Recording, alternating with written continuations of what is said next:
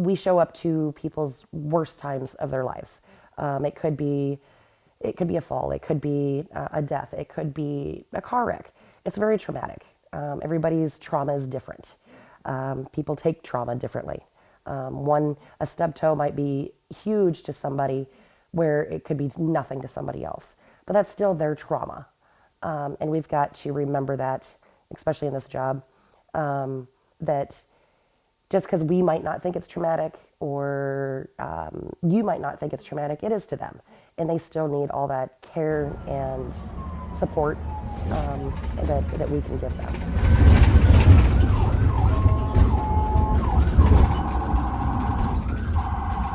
The tones will go off overhead and the lights will come on. That lets us know that we have a call that we're going to.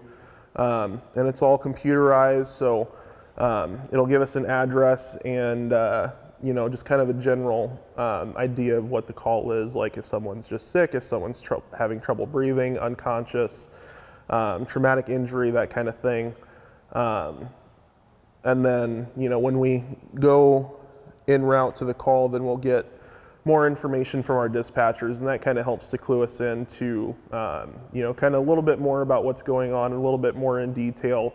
So it kind of gets the gears in your brain to start thinking about all the different possibilities. What could we need on this call? What are we kind of thinking? Kind of gets you an initial action plan there. Our gear that we carry in, pretty standard for the most part. We have our cardiac monitor. We have our jump bag, which kind of has all of our vitals equipment. We've also got an airway bag that we take in for, like putting someone on CPAP with trouble breathing, nebulizer treatments, intubation if we need to go that route, all that kind of stuff. Anything that we carry in the ambulance, we've pretty much got in a bag that we can take inside. We also do a lot of different programs where we've got a program where if we see somebody that is in need of rides to dialysis, let's say, we are able to get in contact with other people to help with that need. We try to, if we have patients that are falling a lot, we have a program where we go in and make sure, there's no rugs, extension cords, take that fall risk out of that for their own safety. And people want to stay in their homes as long as they can. So we do a lot of work with the community trying to help the patients, even if it's not just going to the hospital. Biggest misconception, I think a lot of people look at us as just kind of a show up and, kind of like a taxi ride to the hospital. And a lot of people think that we just show up and put you on a stretcher and then, just give you a ride.